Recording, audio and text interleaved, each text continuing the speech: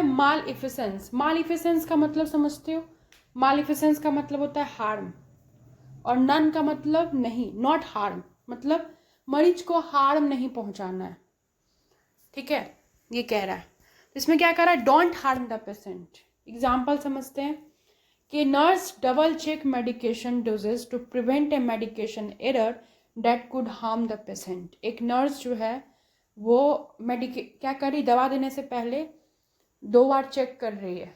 तो वो क्या कर रही है ताकि मेडिकेशन एरर नहीं हो, तो ये वो क्या कर रही है, वो किस एथिक्स को यूज़ कर रही है? नन माल इफिशेंस, नन माल इफिशेंस को यूज़ कर रही है, ठीक है, क्योंकि गलत दवा देगी तो मरीज को क्या होगा? हार्म होगा। नेक्स्ट है जस्टिस।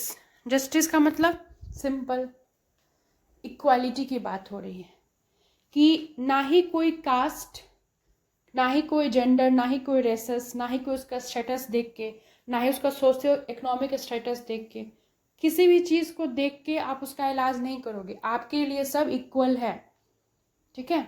जैसे a nurse provide the same quality of care to all patient regardless of their socio economic status और पर्सनल बिलीफ। मतलब एक नर्स सभी को, हर उसके लिए एक एक मरीज जो है वो इक्वल है, सबको एक जैसा ट्रीटमेंट दे रही है, ठीक है, जिसमें कि ना ही वो ये उसका इकोनॉमिक कंडीशन, इकोनॉमिक स्टेटस क्या है मरीज का, ना वो इस बात को देख रही है, और ना ही उसका पर्सनल बिलीफ क्या है। मतलब मान लो कि कुछ होता ना फेथ, कि एक नर्स है वो हिंदू है, वो मुस्लिम को नहीं पसंद कर रही है मान लो, तो मुस्लिम का कोई कम्युनिटी आया तो वो पर्सनल बिलीफ के कारण क्या कर रही है, उसको ढंग से ट्रीटमेंट नहीं दे रही है। मतलब वो इनजस्टिस कर रही है, वो इक्वालिटी को मेंटेन नहीं कर रही है।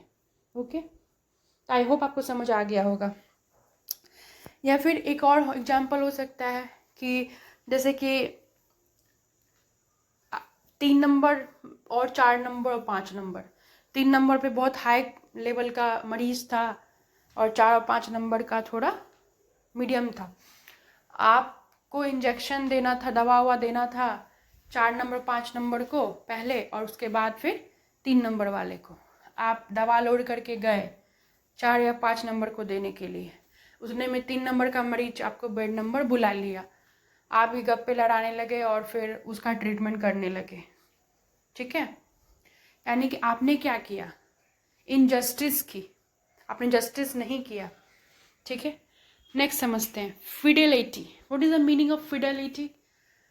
फिडेलिटी का सिंपल मीनिंग होता है कि एक नर्स जो प्रॉमिस करती है, एक नर्स जो वादा करती है। फिडेलिटी का मतलब होता है वादा करना।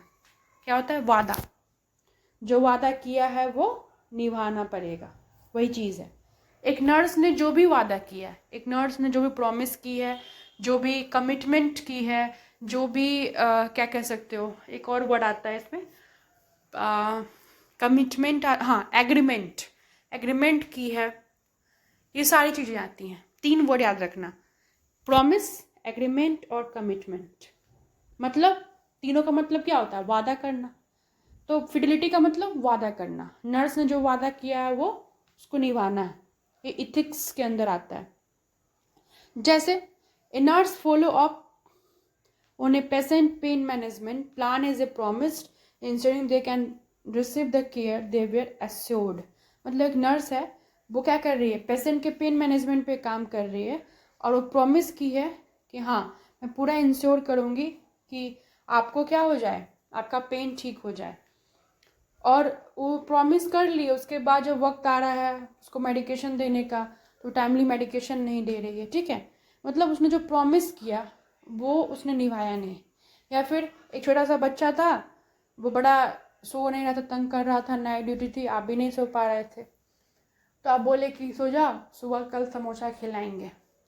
आप आए तो बच्चा, आप तो नेक्स्ट डे ड्यूटी ही नहीं आए। अब दूसरी नर्स आई आपके जगह पे, उसको बच्चा पूछ रहा है कि वो नहीं आई क्या, वो समोसा बोली थी। अब दिन भर वो समोसा समोसा ही कर रहा है। मतलब आपने जो प्रॉमिस किया, आपने जो कमिटमेंट किया, आपने जो एग्रीमेंट की उस बच्चे से, वो आपने फुलफिल नहीं किया। समझ रहे हो? यही चीज़ होता है। चलो नेक्स्ट है वेरासिटी। वेरासिटी का मतलब होता है ट्रुथ। ट्रुथ, सच बोलना, चाहे वो मरीज हो मरीज का कोई भी फैमिली मेम्बर्स हो, उसको सच बोलना। जैसे एक मरीज है, वो कैंसर से डायग्नोस हुआ, तो ऐसा नहीं है कि आपको नहीं बोलना है कि अरे कुछ नहीं हुआ है, उसको जो है, आपको जो है थोड़ा हल्का फुल्का हो गया है बीमारी, ठीक हो जाएगा, ऐसा नहीं बोलना है। आपको ट्रुथ बताना है। क्यों ट्रुथ बताना क्यों ज़रूरी है?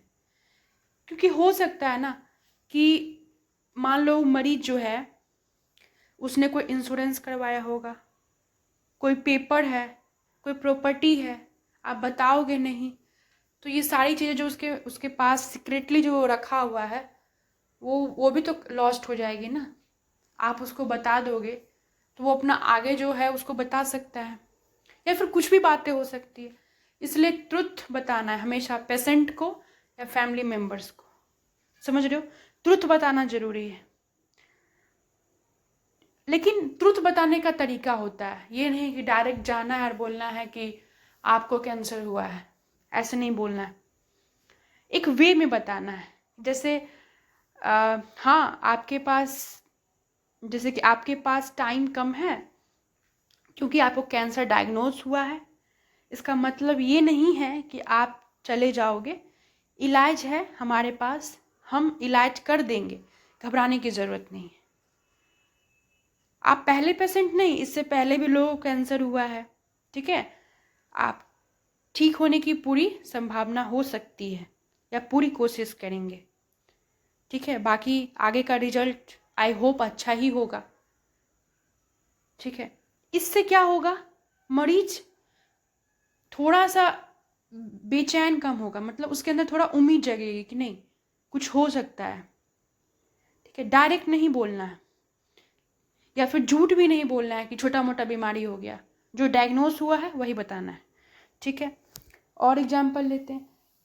A nurse honestly inform a patient about the potential side effect of A treatment instead of A with holding information. मतलब वो कह रहा है ना कि एक नर्स जो है, जैसे कोई ट्रीटमेंट जब करवाने आता है कोई मरीज, तो हम बताते हैं ना, जब कंसेंट साइन लेते हैं मरीज का, जब सिग्नेचर लेते हैं तो हम बताते हैं कि हाँ ये एडवांटेज है और ये करवाने से आपको ये साइड इफेक्ट हो सकता है, बट हम कोशिश करेंगे कि ना हो।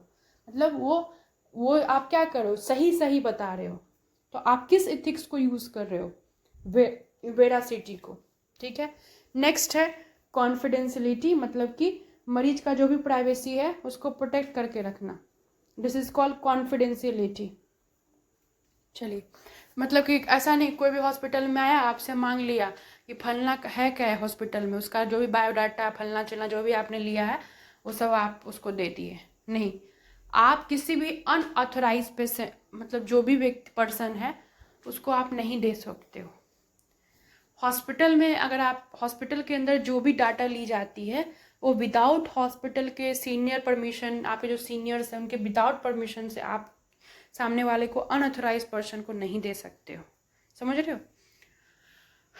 चलिए, आई होप आपको ये टॉपिक बहुत अच्छा लगा होगा, समझ में भी आया होगा। अब मैं इसको 1-2 बार और देखिएगा ना तो बिल्कुल समझ में और अच्छे से आ जाएगा। देखिए, कुछ चीज़ें हैं जिसको थोड़ा 1-2 बार देखना ही पड़ता है। ऐसे मैंने पूरी कोशिश की है कि आपको समझ में आ जाए। और मैं एक छोटा सा, मैं आपको फिर से एक रिकैप करना चाहूँगी। जैसे कि बेनिफिसेंस का मतलब क्या होता है, मरीज के साथ अच्छा करना, गुड करना।